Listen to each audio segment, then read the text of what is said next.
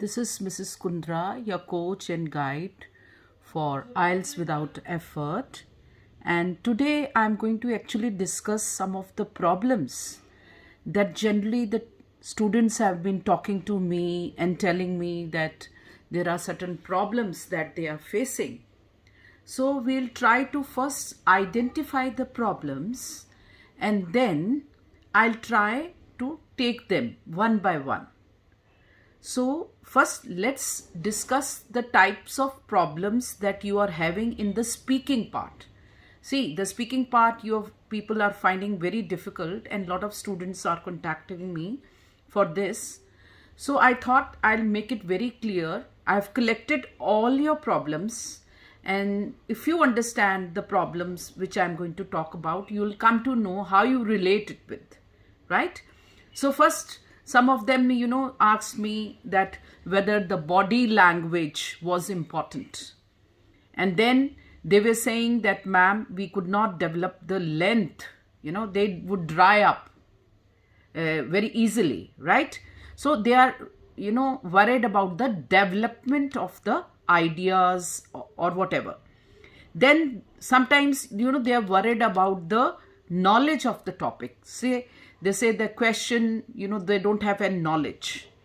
Then they are also worried about the linking words, how they have to use, when they have to use, whether they can be repeated, and That is the problems that they are facing. Then the repeating words, the words that are repeated, and how to connect the sentences, all that. Then they say that there is sometimes, I do not know the answer of the question, right? So how do I deal with that? So sometimes they are saying that there's a vocabulary problem. So should I be worried about that? Then they say sometimes I'm not able to use the idioms, right?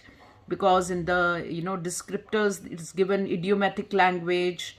And then say they cannot even generate the ideas how to expand them. So all these questions, are asked by the students, and I'll try to, sort of answer them. And, see, now the body language. This is a very, I don't know why the children are asking this body language. Anyway, there could be a question regarding that because, you have to concentrate on the band descriptors, right?